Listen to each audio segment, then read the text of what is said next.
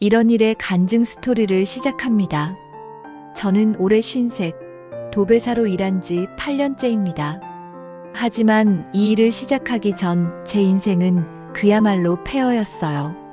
10년 전 남편의 거짓과 폭력, 그리고 끝없는 술로 인해 저는 하루하루를 버티는 것이 기적이었습니다. 결혼 초엔 정말 사랑한다고 믿었어요. 남편은 다정했고 평생 너 하나만 사랑하겠다던 사람이었죠. 하지만 아이가 태어나고 삶의 무게가 늘어나면서 그의 얼굴엔 점점 분노가 자리 잡기 시작했습니다. 퇴근 후 술에 취해 들어오는 날이 많아졌고 그때마다 거짓말이 이어졌습니다. 회사 회식이었어. 돈은 나중에 줄게. 하지만 그 말 뒤엔 항상 폭력이 따랐습니다. 벽에 걸린 액자가 떨어지고 아이의 울음소리가 들려오면 저는 오늘도 또 시작이구나 하고 한숨을 쉬었습니다.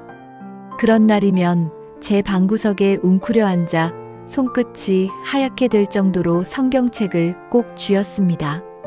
하나님, 이 사람도 변하게 해주세요. 제 가정도 지켜주세요. 그게 매일의 기도였어요. 솔직히 저는 남편보다 가정이 더 중요했어요. 그래도 아이를 위해 참고 살아야지. 한 번뿐인 결혼, 내가 버텨야지. 친구들은 저를 말렸습니다. 은혜야, 그건 사랑이 아니라 고통이야. 하지만 저는 괜찮아. 언젠간 달라질 거야. 라고 대답했습니다. 그러나 어느 날 제 딸이 제 팔을 꼭 잡으며 울었습니다. 엄마, 제발 아빠랑 싸우지 마. 무서워. 그날 밤 남편의 술 냄새가 거실을 뒤덮을 때 제 마음은 완전히 무너졌습니다. 그때였습니다. 친정엄마가 찾아와 제 손을 꼭 잡고 울면서 말했어요. 얘야, 이제 내가 살아야지. 하나님이 너까지 잃기 원치 않으셔. 그 한마디가 제 마음의 벽을 무너뜨렸습니다. 그날 새벽 저는 처음으로 무릎을 꿇고 소리내어 울며 하나님께 고백했습니다. 주님, 이제는 제가 아니라 주님이 제 인생을 붙잡아 주세요. 이혼은 제 인생에서 가장 무겁고 두려운 결정이었습니다. 하지만 동시에 제 인생의 새로운 도배의 시작이기도 했습니다. 이혼 후 저는 아이 하나와 낡은 오피스텔 방 하나뿐이었어요. 통장엔 잔액이 몇만 원 남짓. 앞날은 막막했고 밤마다 불안에 시달렸습니다. 하나님, 이제 어떻게 해야 하나요? 그때마다 성경 속 말씀이 제 마음을 붙잡았습니다. 보라, 내가 새 일을 행하리니 이제 나타낼 것이라. 그 말씀을 붙잡고 저는 일용직, 식당, 청소 안 해본 일이 없었습니다. 그러다 한 권사님이 말씀하셨죠. 이 집사님 손이 참 야무지네. 도배 한번 배워보는 건 어때? 처음엔 두려웠습니다. 내가 그 힘든 일을 할 수 있을까? 하지만 아이를 생각하니 포기할 수 없었어요. 첫날 도배 기술을 배우러 갔을 때 풀냄새와 벽지 냄새가 섞인 작업장의 공기가 낯설었습니다. 하지만 이상하게 그 속에서 마음이 편안해졌어요. 주님, 제 인생의 벽도 새롭게 붙여주세요. 그 기도를 하며 벽지를 한 장 한 장 붙였습니다. 손끝으로 벽을 매만지며 눈물이 났어요. 찢어진 벽, 얼룩진 자국, 패인 곳들. 그게 마치 제 인생 같았습니다. 그러나 새 하얀 벽지를 덮고 나면 그 상처들이 더 이상 보이지 않았습니다. 그때 알았어요. 하나님도 이렇게 제 인생을 덮어가고 계시구나. 시간이 지나면서 저는 도배사로 일하게 되었고 이 일은 제 생계이자 사명이 되었습니다. 저를 불러주는 현장은 다양했어요.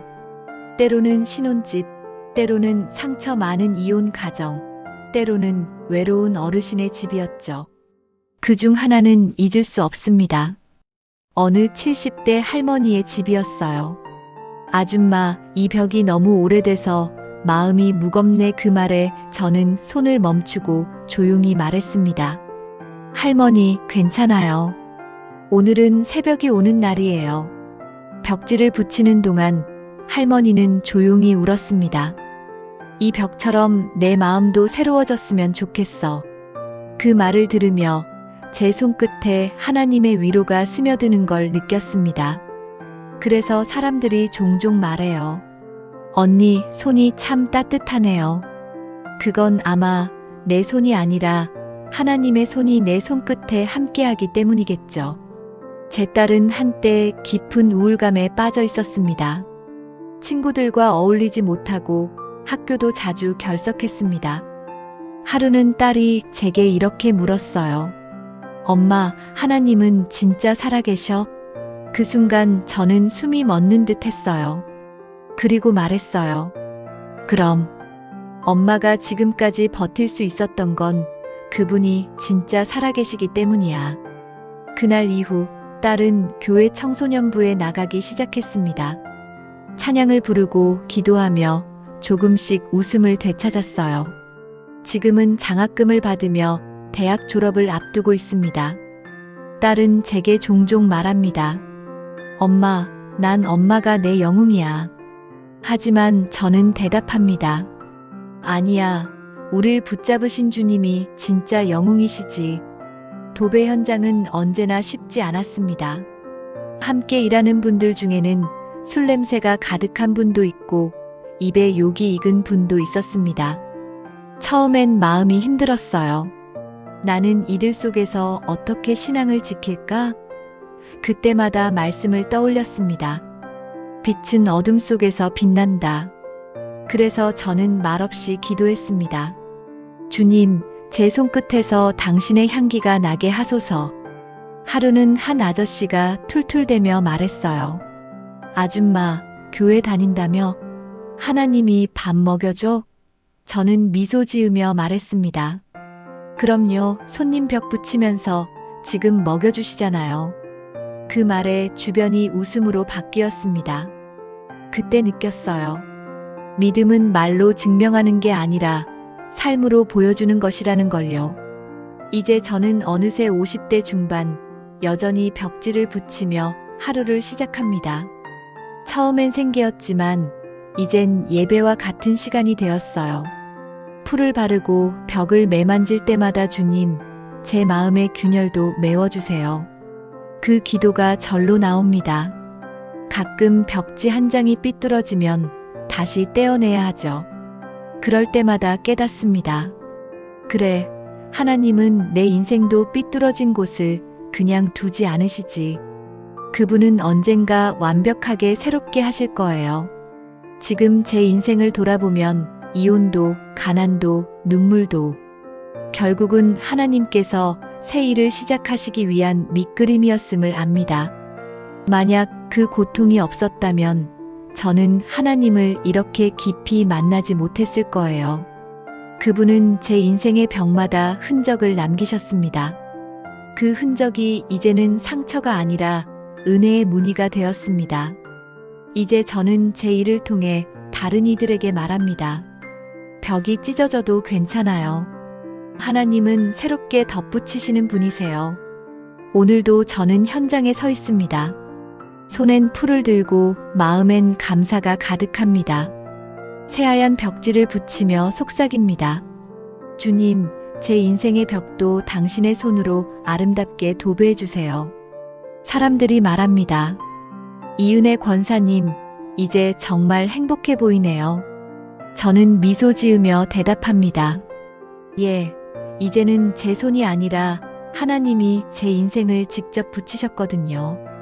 그분은 폐허 위에 새벽을 피우셨습니다. 무너진 벽 위에 은혜의 색을 입히셨습니다.